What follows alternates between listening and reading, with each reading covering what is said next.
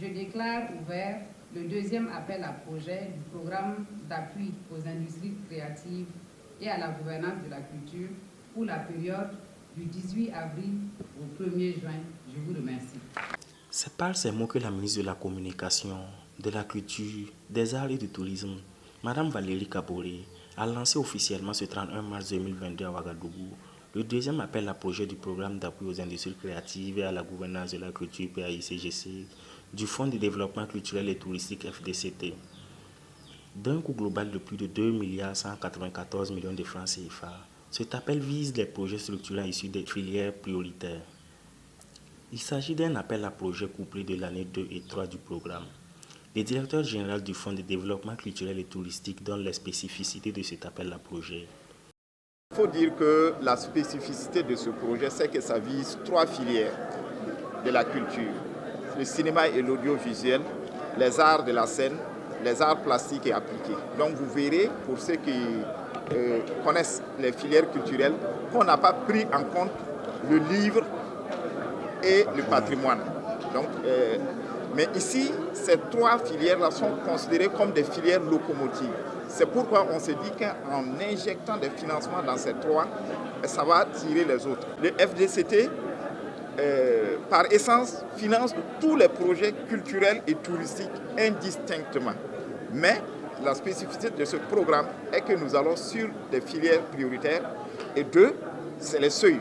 Le FDCT, c'est de 1 à 10 millions en ce qui concerne les subventions, et alors qu'ici, nous sommes dans l'ordre de 40 millions de seuils. Et pour terminer, la spécificité de ce programme, au niveau du FDCT, les subventions sont destinées aux associations et les crédits aux entreprises.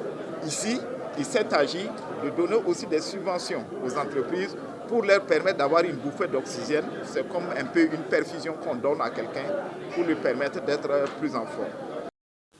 L'Union européenne soutient la culture burkinabé à travers la mise en œuvre de ce programme.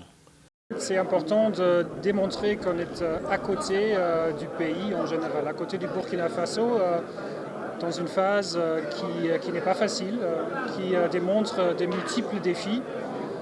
Et dans un contexte où le secteur culturel et créatif dont on parle aujourd'hui représente quand même un espoir, représente un niveau de création d'emplois, représente un niveau d'inspiration, de créativité qui peut aussi montrer un exemple, qui représente aussi une image à l'intérieur et vers l'extérieur. Et donc nous, on est fiers de pouvoir soutenir ce programme dont on a lancé aujourd'hui le deuxième appel à proposition.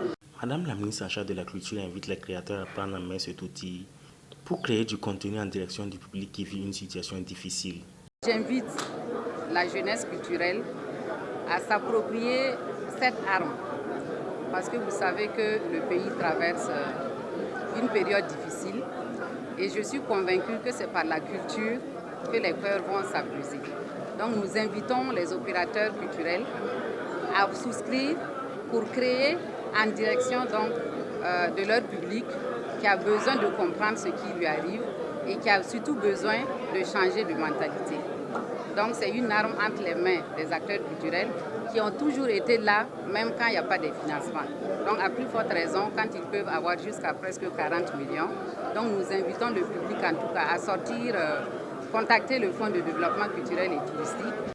Cet appel à projet permettra donc de booster le secteur culturel mis à rude épreuve par la situation nationale difficile, en offrant une fois de plus l'opportunité aux acteurs de développer et de renforcer leurs idées créatives. Les dossiers des différents soumissionnaires seront reçus jusqu'au 1er juin 2022.